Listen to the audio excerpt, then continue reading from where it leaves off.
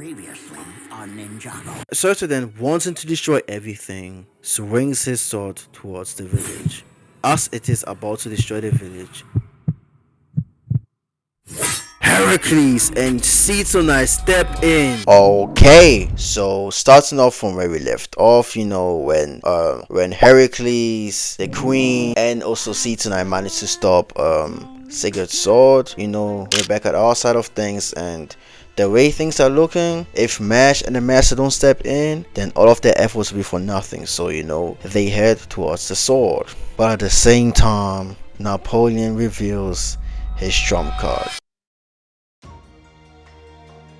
And if y'all know my nigga Napoleon, it wouldn't be him if he didn't drop a top 5 speech of all time. And now without further ado, let me just list it off for y'all.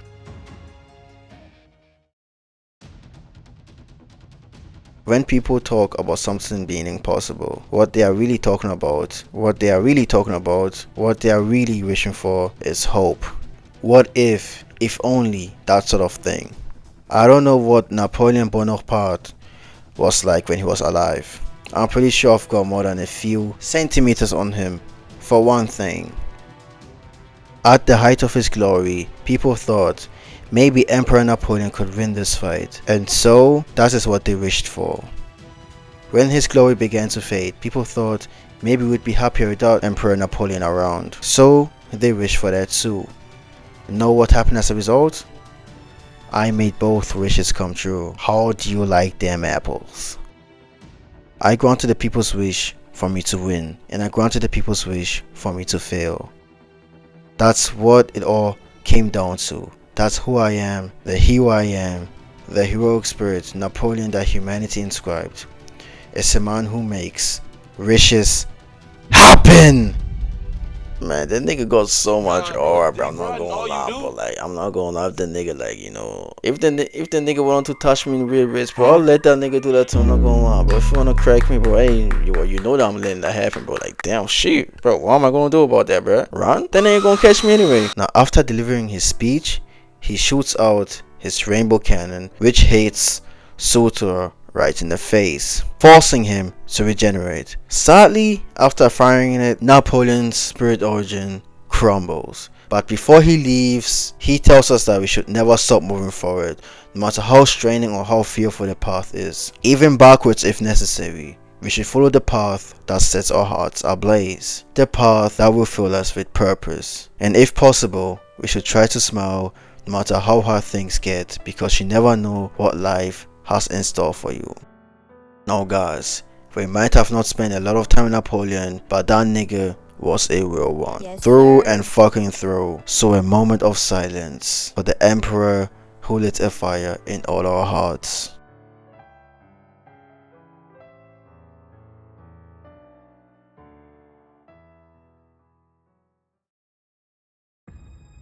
Meanwhile, Ophelia watches as the rainbow hits SURTR, remarking how beautiful it is. But somehow, Napoleon manages to stay in contact with Ophelia due to his imperial privilege.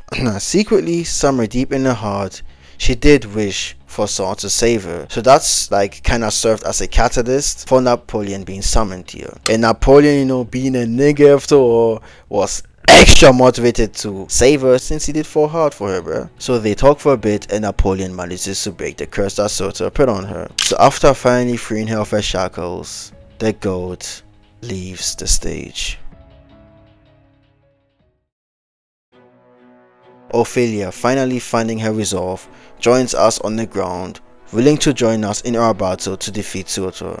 For that, she's even willing to sever her contract with SURTR, but in order to do that, she has to completely destroy her mystic eye, which served as a sort of catalyst for SURTR. But by using her serious light to aid her in destroying it, she signed her own death sentence. Now look, okay, now hey guys, now look. I may joke around about how pathetic or how annoying she is, but in actuality, bruh, I actually really like it. I'm not gonna lie, I basically like all the cryptos, maybe except for Akuta. I don't know, but I like all the cryptos, to be honest. And I think that I showed an annoyance, or I was kind of annoyed at her because she just reminds me so much of myself, you know, just being afraid to truly chase what is in your heart because you're afraid of disappointing the people around you, you know, that shit just hits deep, man. Like, bro, like, I had this dream of becoming, you know, famous, or like in general just becoming a YouTuber for like a long time, like really a long time. But the whole time, you know, I was afraid to chase it because, you know, I thought it wasn't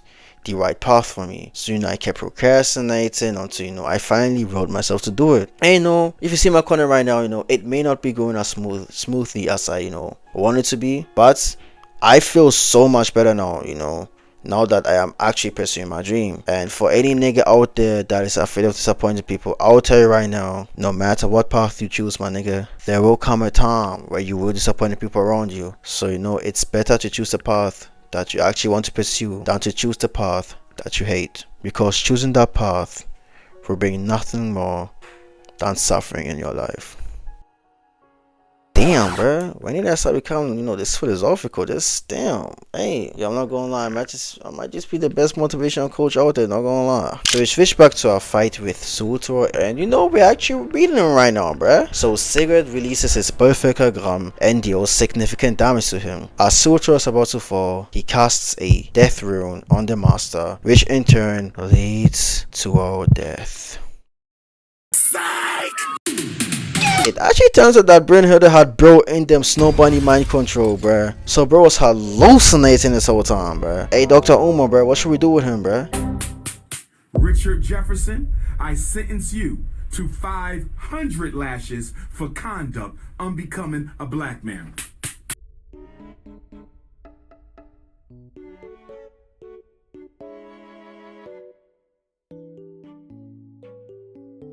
Oh my god, bro. And due to Brynhilde casting a rune on him, which staggers him, we release our full power and completely overpower him, leading to his demise. Before Brynhilde and Sigurd leave, they hold one last conversation. And I'm not gonna lie, this nigga has some rest, not gonna lie, bruh.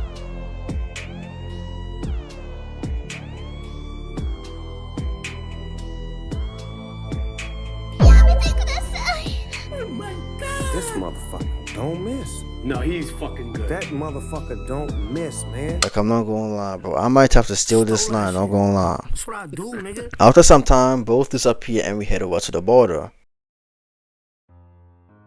You know, Mesh rushes over to Ophelia, who's currently on 1 HP, bro. I'm not gonna lie, like, she's most definitely dying to any tick damage, bro. And sadly, no matter what type of magecraft or rune magecraft they use, Ophelia can't be saved due to her using her serious light. But before dying, she praises Mesh and the master for beating SURTR, and even admits that she always wanted to be Mesh's friend ever since she saw how lonely Mesh was in the old Chaldea, which of course reminded her of how she used to be. She also acknowledges that she did indeed fall in love with the fucking goat, Big D, big man himself, Rodine. But after saying that, Ophelia farms alone passes away.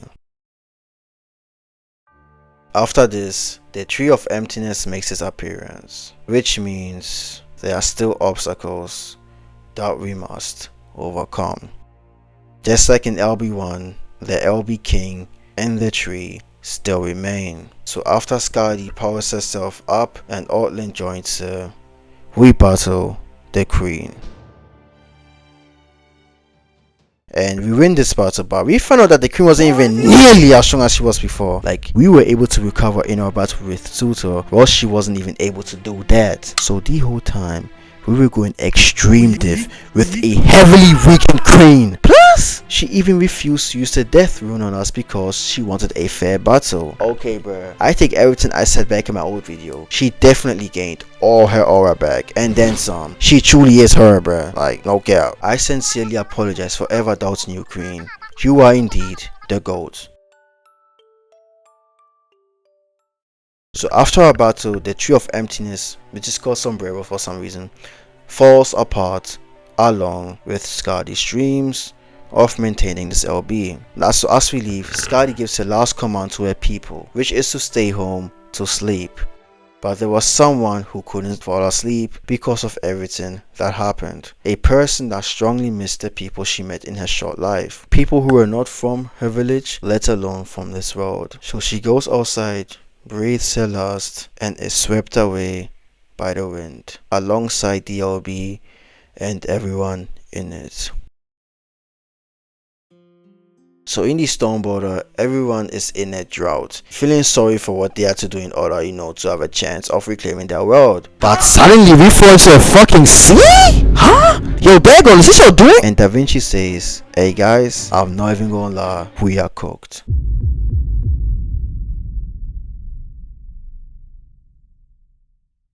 So as we are about to plunge to our death, a person from the Wandering Sea called Sion manages to contact us, and we head to her location.